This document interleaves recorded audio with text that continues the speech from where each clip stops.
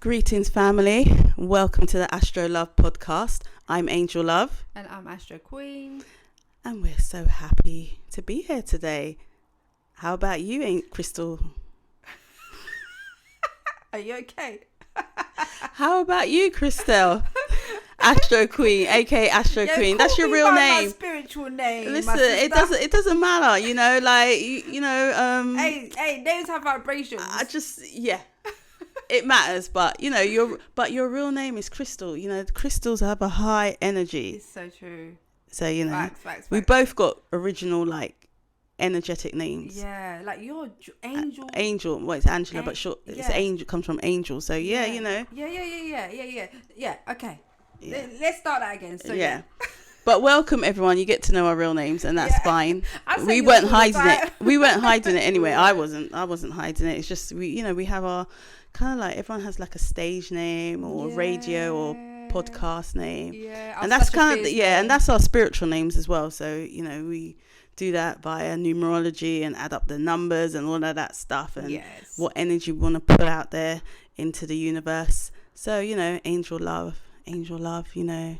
AstroQueen, you know, the astrology and, you know, knowledge of astrology as well, and the queendom, you know, high up in the spiritual realm. So that's all good. We need to do an episode on the vibrations of names and things like that. Yeah, because we could actually keep talking about this, to be honest. Yeah, exactly. So yeah, we'll do an episode on it. We do. But today's episode is focused on Chiron, the wounded healer. Yeah. And I think there's so much to learn. There's so much I need to learn about Chiron. Sometimes often gets left out. Mm-hmm. People focus on planets rather than Chiron itself. But it's a place of reflection, a place of healing. It's a place of knowing where you need to be healed. So before we go into the podcast, I just want to start off with the quote like we normally do. And this is from Rumi. The wound is the place the light enters you.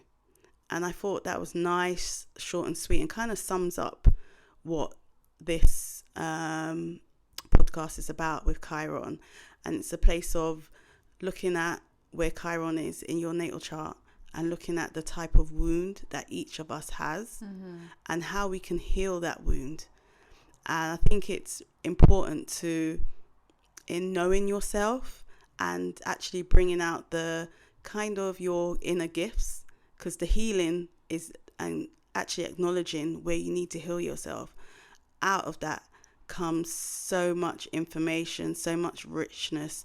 You're going to find a new sense of self through that, being healed, feeling healed, and just understanding what the Chiron means for you in your natal chart.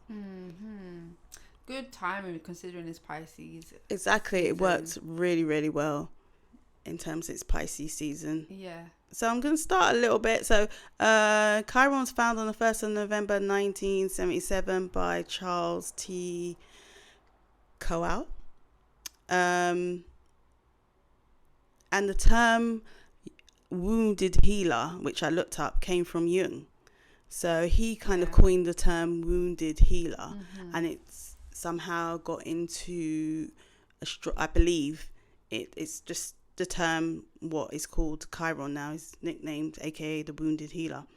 And I guess when you think about like a wounded healer, it's like a lot of healers have been wounded. So people that are in the kind of healing professions, whether it's psychiatrists or counselors or whatever, they've had some sort of traumatic experience and they've gone into this profession. But it's also known that you cannot heal someone else until you've healed yourself first. So I think this is what this kind of podcast is. It's not about you going out and healing people, but it's definitely about healing yourself. And sometimes you can heal others but not yourself. And that comes into the mythology of Chiron also. Oh, so beautiful. Yeah. So Chiron, please jump in. Yeah. When you need to add any mythology. I didn't go like with mythology, it can go deep. I think there could be a whole book on Chiron mythology. I'm going to go in short and sweet. So Chiron was known as the wisest of all centaurs. And for anyone that doesn't know what a centaur is, it's a half horse with human legs, arms, and a head, a human head. So that's what a centaur is.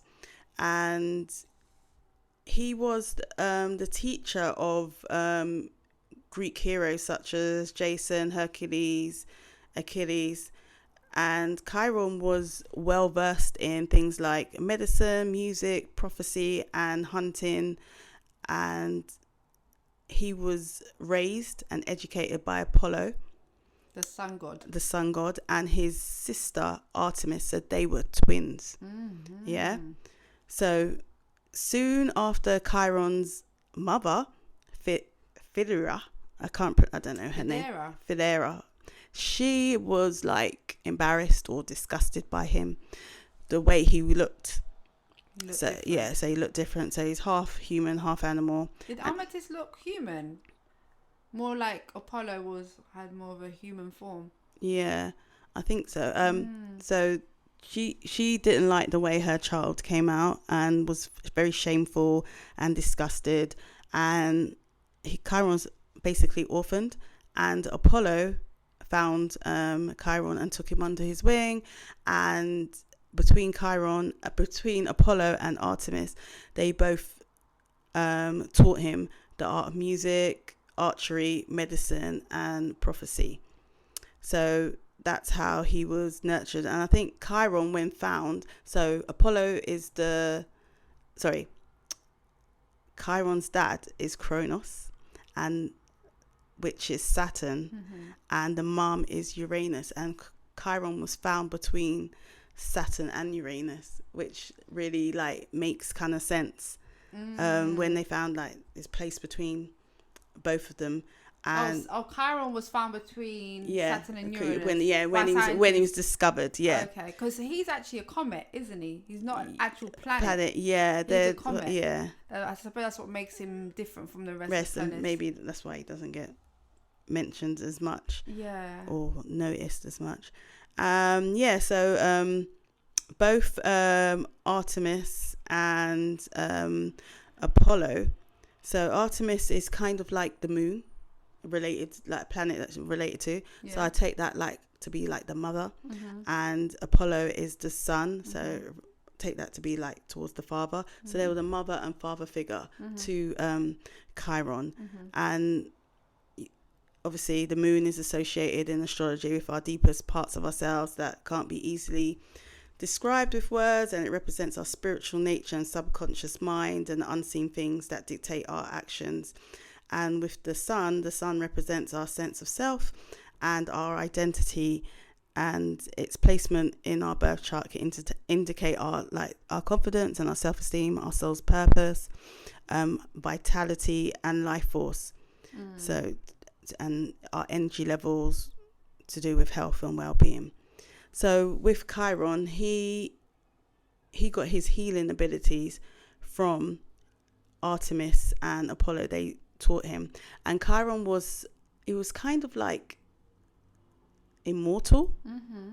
So he had immortal abilities, and he was able to heal people, but not necessarily heal himself totally. So that was kind of like the mythology of him coming into it. Go on, sorry. Yeah, coming into fruition.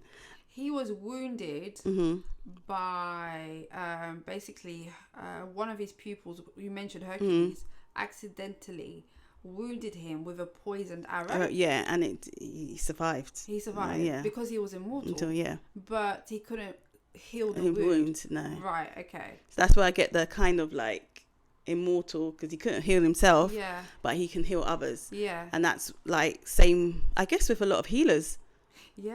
They can heal others very easily. We can see what everyone else kind of like needs to do, and then sometimes when it comes to yourself, you just don't see it. You can't get down to the grips. And people always say, you know, when it comes to that deep down kind of healing, you need someone else to kind of take you through the motions.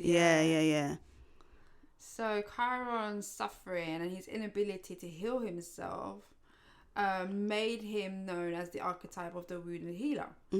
So yeah, he does represent our deepest wounds, and often these wounds stem from childhood and from our past lives, which we may struggle to kind of integrate fully into our lives now. But Chiron essentially has the potential to transform our wounds into sources of wisdom and being able to share compassion and healing for ourselves and other people. Okay, that's really interesting. I love mythology. I love to be able to understand the planet's story through mythology. Really powerful. But yeah, Chiron's story also highlights his resilience and his journey of self-discovery, because over time, as he tried to find ways to heal himself, he's also trying to heal others, and that's his journey of self-discovery. And despite all the suffering from his wounds, he continued to teach and mentor other people or others, and that became his own source of strength and guidance. So astrology is really good at identifying where we have our wounded souls, I guess. Yeah, where we're the wounded healer. So I guess in our birth charts, that's the place where we've got our wound, whether we recognize it or not. Yeah. And it's a place of, I guess, where you're going to see transformation and find your light. Because as I mentioned before, it's the place where the light enters. So I guess opening up that wound allows the light to enter into that side of yourself. So the transits and progressions. So Chiron's transit and progressions can also provide valuable insights into periods of healing. So it can show us when it's a good time to go through the healing process and places of growth in our lives. When Chiron makes an aspect, like significant aspect to our personal planets or sensitive points in the chart, it can often coincide with opportunities for healing and breakthroughs in understanding or periods of intense self-reflection. So knowing when these times are would be good for us for healing, and a time for self-reflection, time for journaling if need be, and just looking at Chiron now as through the houses, we can kind of gain great understanding of what Chiron could mean for each of us depending on where he is in each house. Where is he in your house, in your horoscope? So in my house, Chiron is in the fifth house. So it's it's in the fifth house. So I can see that definitely where that kind of plays out. I can understand it. The inner child, the creativity. Yeah, the creativity. Children. And I guess with doing the counselling, there's a lot of child work there. There's a lot of creativity. Yeah. I like, it connects, and I love like working or doing not inner child stuff, but doing like not childish but youthful things, childlike stuff, like colouring in and like going to the museum or balls, and like just that interests me, thinking about my childhood or hobbies, and so I still connect with things that I did in my childhood, which really kind of shows with Chiron in the fifth house, and my Chiron's retrograde as well. So there's something about going back. And I wonder, because you're quite good with kids. Like I've seen you so many times, obviously, with my babies and my grown up, and like you're just a natural with children. And I just wonder whether that healing ability you have would be really good with children. Yeah, definitely. I mean, that's part of the area that I'll go into is working with children. Yeah, for sure. So I cannot. I can't leave that out. But also working with some adults at some point, but definitely working with children is where. Or with the adults, it'll be going back to their childhood, working on the inner child. Inner child work. Yeah, amazing. So that's good stuff.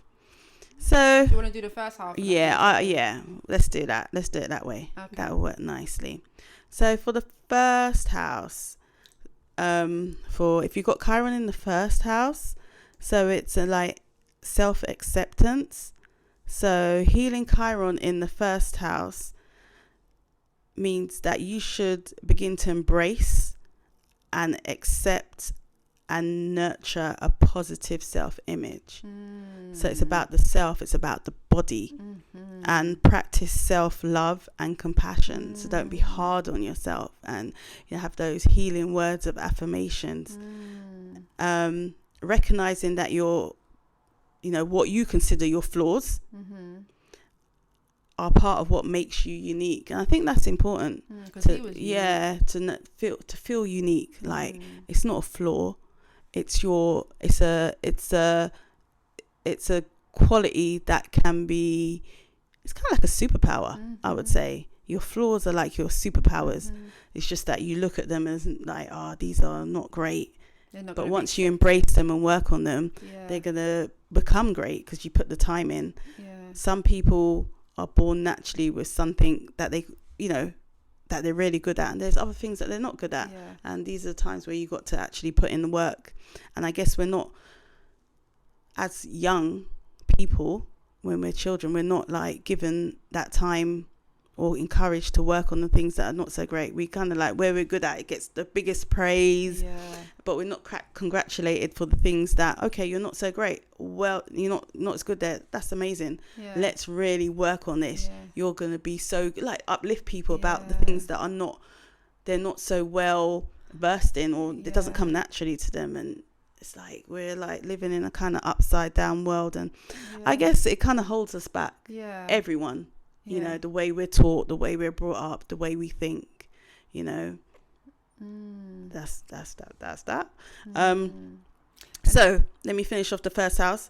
So explore activities that boost your confidence and allow you to express your true self authentically. So I think that's important. That's really powerful. Because it makes me think of Chiron's uniqueness. He was very unique. Even as a centaur, he was unique. Because centaurs, first of all, he's a centaur. But secondly, centaurs are usually quite wild and unruly. Because they could be fearful. Just seeing them could be kind of scary. Like untamable. Whereas he was much more wise and controlled in his mannerisms, and that made him stand out amongst all the centaurs. So probably from his upbringing from Apollo and Artemis, they gave him that nurturing, and he was able to be like you said, someone that was more contained. Whereas sometimes you can relate this to life, where you see people that are kind of not as contained. They may be abrupt or kind of aggressive and just and we're like, keep that person away, and we like the person that's a bit more like predictable. And the person that's more aggressive or something may have like a wound that needs healing because of their upbringing, and sometimes we don't necessarily see that. So I guess when you look at some of the mythology, it kind of shows us the light on today.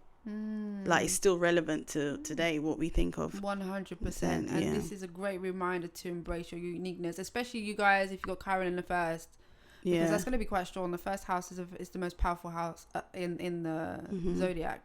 And it might be something that's shown quite, like people might be able to see this flaw. Could be something that's really visible. People could actually see this, and it maybe makes you feel ashamed, shy away. And it's just saying that accept it, embrace it, because if you embrace it, everyone else is.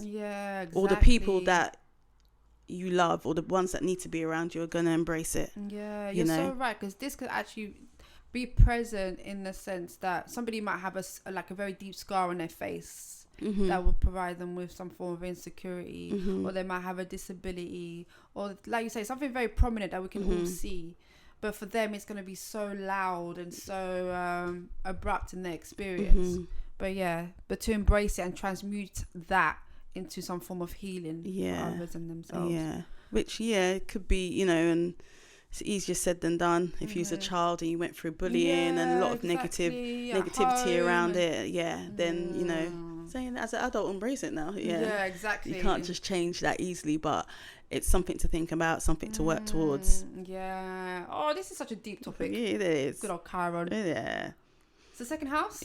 Second house. So that's to do with cultivation and self-worth. So the second house is to focus on cultivating self-worth beyond material possessions. So we know the second house can be about money, materialistic. And we like the second house. Yeah. Your earnings, and buying stuff, like possessions, like holding on to buying a lot of things. Yeah. But what it's saying here is to engage in practices that remind you of your inherent value and worthiness. So it's about creating values and systems and having self-worth and believing in you, who you are as you are is worthy of whatever you as worthy as something high. Yeah. Not low self-esteem, but you're, high, you got confidence. And I think that's important for us all. Yeah. This is a place where you can explore your talents and passions and pursue activities that bring you joy and fulfillment regardless of external validation. Yeah, important. Like, you got your social group and maybe they're not into something. Why are you into that? Why are you doing that? And you got, sometimes you want to be validated and you just need to do things for yourself. What makes you happy? What makes you smile and make your heart beat and feel good about yourself? I think sometimes people struggle to find those things because they might think, oh, that's childlike, or that was when I was like 15, and put blockages up for themselves, you know what I mean? And it's like, just let go, let the barriers down and be you. There's only one you. Like, why are you blocking yourself from doing things that maybe bring you back to your childhood, or things that are different? So embrace. But you mentioned finances, because this is the money house, right? And so people may struggle with feelings of unworthiness and scarcity. And this just reminds me of my dad. I don't know my dad's chart because he doesn't have a time. He doesn't even have a date of birth. Yeah, it's not legit. But anyways, we've got a date of birth, but it's not. That happens in Africa a lot. Yeah. My dad's Nigerian, so. But my dad has spent since my childhood just talking about how much scarcity we experience as a family, and we never did. Not really. We didn't, obviously. My dad was always working and things like that. It's not like we were in poverty. But we definitely lived like we were mentally. Okay. And it makes me wonder whether my dad had Chiron or has Chiron in the second house. Okay. Because to this day, he's a lot better. So I think he started to cultivate ways of working through it. Now my dad would be much more willing to just give out money if we feel like we need it. Whereas before, I would never dare, because what he would say was, we ain't got no money. And as I grew up, I started to realize, yes, we do. Like, Dad, what? So, and it's funny because I'm the opposite to my dad. I'm much more frivolous with my finances, whether I can be or not. Yeah. Whereas my sister, she's cultivated more of my dad's scarcity. So or that mentality. So she spent her life working on not being, having this scarcity mindset. So yeah, I'm just curious. I guess, what does not having money mean? Because your dad could have a valid point. He could be like, I need to have 20 grand. Just for example, 20 grand in the bank account because I'm going to retire, or I'm going to do something with this money. So if he doesn't have it, we don't have money. Yeah. That's what it could just equal out. He had a plan. Yeah. Maybe or maybe not. But then you do find sometimes, I guess that's like, I don't know. Sometimes I think there's good and bad with it, negative. Like, you got to live in the moment, but also save. Yeah. Yeah. So it's like, something tells me my dad did have plans, but also it begrudged us on like the simple things that we would have appreciated as a child. Yeah. Like, having proper shoes, I suppose, because you want to fit in, don't you? Yeah. No, we don't have the money for that. Have these no brands, and it's just like, but Dad, you're just making my life more miserable. I can't fit in and make friends. I did. Thankfully, it didn't really interrupt my relationship with the world. But anyways, it's made me curious. It's made me think about Chiron in a second and how it may have played out in my life. Yeah. But so, interesting. It is interesting, and our money is related to our self-worth. So it is. Exactly. Have to really think about that. Yeah, your money. The more you value yourself, the more money you'll be able to make. So. Yeah. And then now we move on to the third house. So it's embrace communication and connection. So this involves embracing honest communication and connection with others. Practice active listening and express yourself openly and authentically. Seek out opportunities for learning and growth, and cultivate meaningful relationships with siblings, neighbours and peers. And the third house is the ruler of siblings. Yeah, so people who have Chiron in the third may have experienced like difficulties in communicating, or having like learning disabilities, like I don't know, dyslexia, being diagnosed with dyslexia or dyspraxia, or having issues with their siblings. Yeah. In some way, in terms of communication. Yeah, definitely. I think it says like also, I mean, it's the kind of house related to Gemini. So it's like, rather than, I just got the picture in my mind of someone like always talking but never listening. You know, like just talking, and then you can talk to them, and then it's like after you finish, be like, yeah, blah, blah, blah, and it's like, did you even acknowledge what I said? So there's some forms of like, it says active listening, so listening with your eyes, your ears, your whole body, you know, really taking in what people are saying. So there's some of that in it as well. Like if you don't really listen and you're just a proper talker and you just want to get out what you want to say. I've met someone like that, you know. Have you? I have. Are they going to listen to the podcast? I don't think so. Okay. This was years ago when I was in college. No offense. Lovely lady. But every time we spoke on the phone, and we used to speak for time, it was always about her. Always. Like monologues.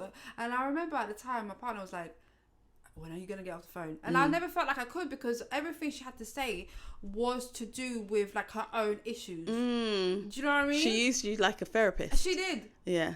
She did. But it got to the point where I was just like, you know what, this ain't good for me. I can't keep doing this. But she was lovely though. Okay. How did you get out of that one? I think college ended, and you know, there was just a natural transition in life, and that was it really. Just stop calling, basically.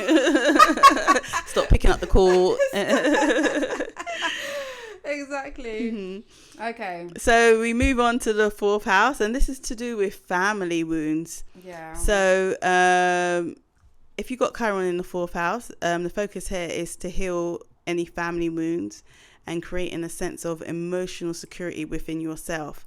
So explore your family dynamics and ancestral patterns. So knowing like what's going on with the family, like people say, oh, we're cursed. You know, what is the curse? What do you do? What has been passed on from generation to generation? Try and find out where it started.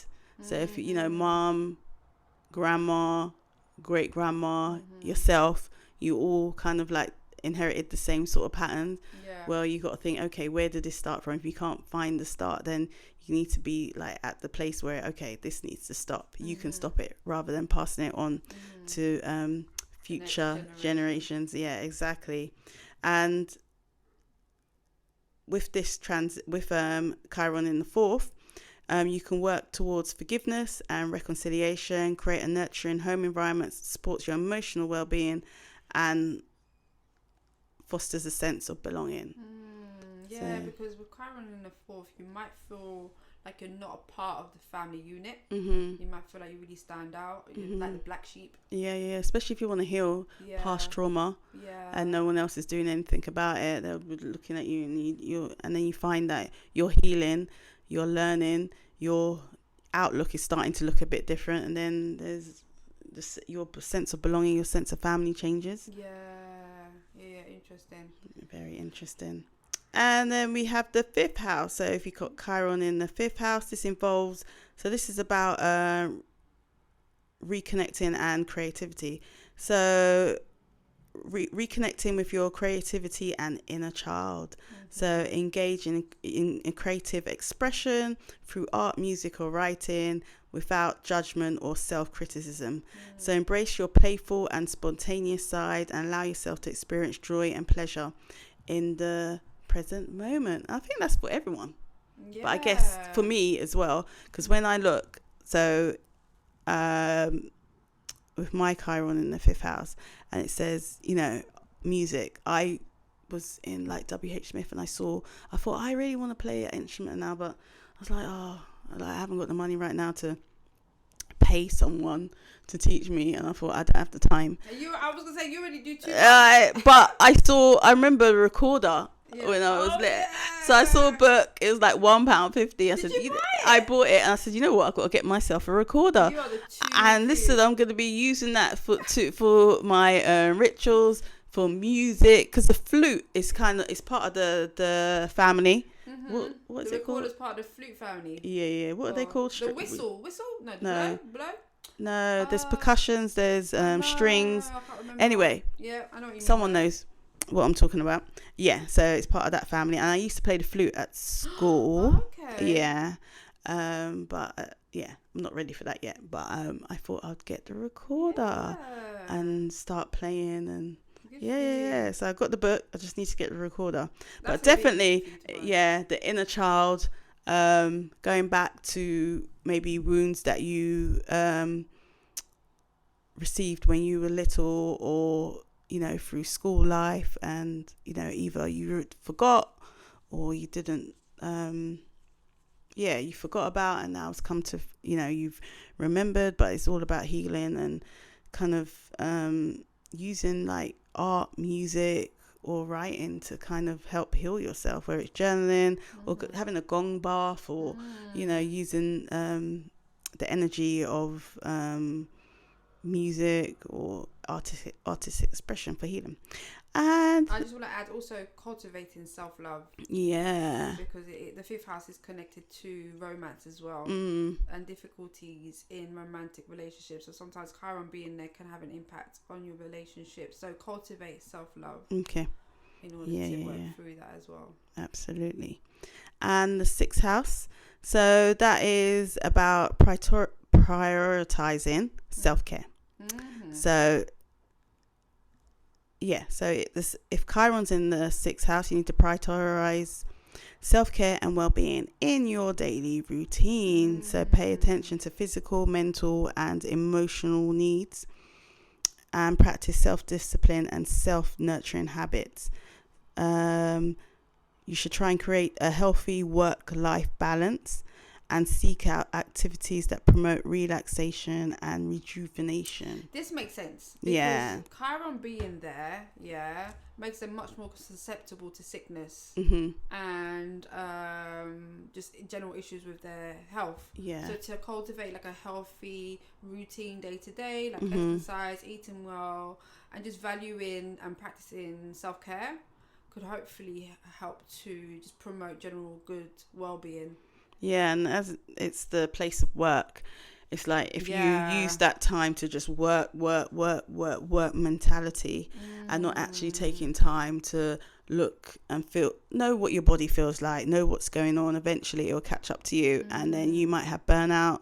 You could possibly get depressed. You may not, find that you're not taking care of yourself as much as you should, or even having like the work balance lifestyle, like everything's about working, you're not having enough time for fun, so life becomes dull, so I guess with this placement you definitely got to, there's work, but you also got to take care of your health, and self-care is about taking care of your health, whether it's exercise, going out with friends, therapy, whatever it may be. That's all going to help to keep you healthy, and keep your mind straight.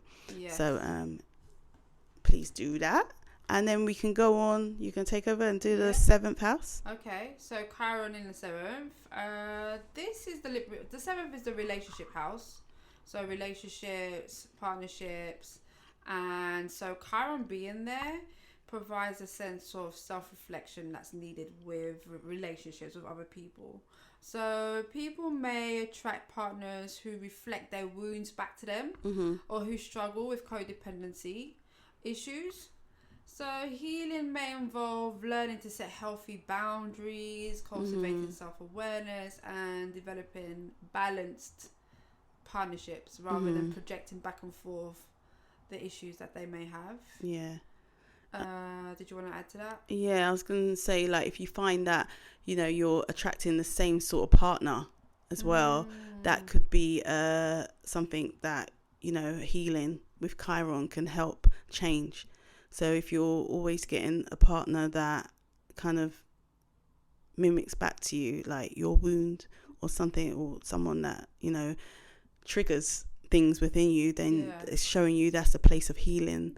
That's somewhere that you need to heal. Yes. So use that as a cue. Yes. You know, so when we're saying this, when you're listening to this, you know, you will know.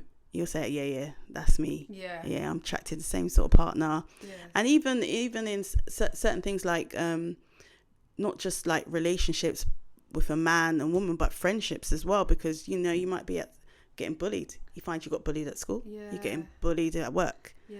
So there's something within you that's going on that's attracting people that maybe that are mimicking something back to you. So you're both going through the same thing. Yeah. But one's like the aggressor and one just like takes in the aggression. Yeah. Rather than so one's outward and one's inward. So yeah. So I think that's very unresolved issues going on there. So I think that's something to take into consideration as well with Chiron in the 7th. And it's always harder when you're dealing with opposite forces, isn't it? That's why it's important to actually be aware as to what the other person is projecting and not taking it personal, but to take it as, like you say, a cue for your own self-healing. Yeah, exactly. Focus on yourself. Yeah. So now, Chiron in the 8th house. This can point to wounds related to intimacy, trust, and transformation. So people who have this placement in the 8th may have experienced loss, betrayal, or trauma in their lives. So really deep-seated, deep-rooted wounds. And healing may involve facing our deepest fears, embracing vulnerability, and really undergoing profound inner transformation. And then Chiron in the 9th house. Wounds are associated with beliefs. This is me, by the way. I've got Chiron in the 9th. Okay. So wounds are associated with belief. It's so true. When I've had conversations about someone who's got a very strong belief system, and they ask me what I believe, when it comes to, like, I suppose Judeo perspectives, I always get a bit stuck. I never quite know. It's so weird. And I always feel a bit awkward because for me, I'm just like, I'm spiritual, you know, but I do feel within myself, I'm just like, I don't know how to answer this. I don't know how to answer this. It's weird. It's uncomfortable for me. But anyways, Chiron in the 9th is associated with beliefs, higher education, and spirituality. And people may struggle with questioning their beliefs or feeling disconnected from their spiritual path. I can relate to that.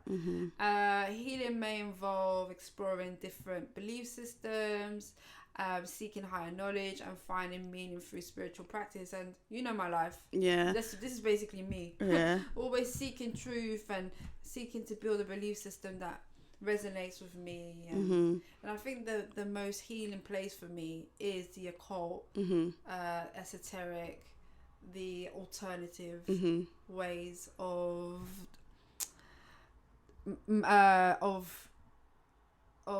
embedding a spirituality that's meaningful for me. Otherwise, you know, I've tried religion and it's beautiful and it's meaningful, but I couldn't stick to it. But yeah, that's where I continuously find myself healing through these measures of occult, etc. So and I find people that are like into like astrology or crystals, they're always trying to find like a deeper meaning, the truth. There's always a search for something, and I guess the search never ends because it's just so deep. It's just like astrology. It's once you think you know everything, not everything, but you just know, and then something else comes on, you're saying what? And again, something else. There's always something else. It's never ending. It's like so old, astrology. So there's so much to learn and so much to discover. Yeah. You know, about ourselves as well. Yeah. Yeah. So So that's the 9th. And then we've got Chiron in the 10th. So if you've got Chiron in the 10th, this can indicate wounds related to career, reputation, your public standing, your sense of authority, or those who have authority over you. People may struggle with feelings of inadequacy or the imposter syndrome in their professional lives or in their public lives. Healing may involve just aligning your career path with your true, authentic calling. It has to be true to you. And reclaiming your personal power and overcoming self-doubt, and not allowing other people, the authorities, you know, anyone else within your career landscape to put you down and make you feel like you're not worthy of being where you are or where you want to go. And then we've got Chiron in the 11th. So this is where the wounds are linked to friendships and social groups and aspirations and hopes, dreams or wishes. So individuals who have this may feel like they don't fit in or struggle with feelings of isolation within social circles. Healing may involve finding like-minded communities, really embracing your uniqueness, and cultivating your authentic selves and your authentic connections with other people, and also feeling like you are worthy of making your dreams come true. You know, definitely. Chiron in the 12th, this is the last house of the zodiac, and this can really point to wounds related to spirituality. It's the house of the subconscious, it's the house of isolation, and it's linked to institutions. So it's also the house of where we keep our hidden fears. So people who have this may struggle with feelings of guilt, of shame, of unresolved past traumas.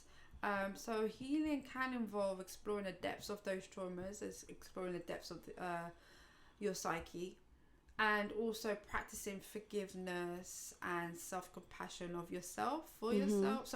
Forgiveness for yourself and for other people, but also self-compassion and connecting with your spiritual essence. So yeah, this was our basic general overview of Chiron's placements in the houses. Yeah, definitely. I think it gives everyone kind of like a little outlook on Chiron placement in their natal chart. So I think that's it from me. That was kind of a beautiful self-reflection for myself. It was, and for me too. Yeah. So looking at Chiron's a good thing. Looking at Chiron's a good thing, and it is. Chiron is. I don't know. He does escape me sometimes, and I think he does escape a lot of astrologers. We don't always tap into that, but I think Pisces season should help us cultivate and remember him, and to use him for healing. Definitely. And it's like just being able to embrace our wounds and have the courage to kind of work on them and work through the healing. May be difficult, but I think with the courage and just to go through that process, I think people will they'll feel like they've developed in some way. They've kind of gone through that changing process, like that plutonic process of transformation by healing their wound and just getting to understand themselves more. So thank you for listening. This was our Chiron podcast, episode 20, by the way. I hope you enjoyed it. I hope you had some reflection for yourself. So I definitely had some reflection for myself. And what about you? 100%. Yeah. I'm in love with Chiron. Okay. Yeah, I fall in love, Chiron. Fall in love. Yeah, that's good. Fall in love with our wounds. Yeah, exactly. I fall in love. Seriously, it's yeah. I mean, we've always looked into him, but not. This is much more intimate. So yeah, this was good. Yeah, definitely. So I'm AngelLove, and I'm AstroQueen. Thank you for listening. Peace. Peace.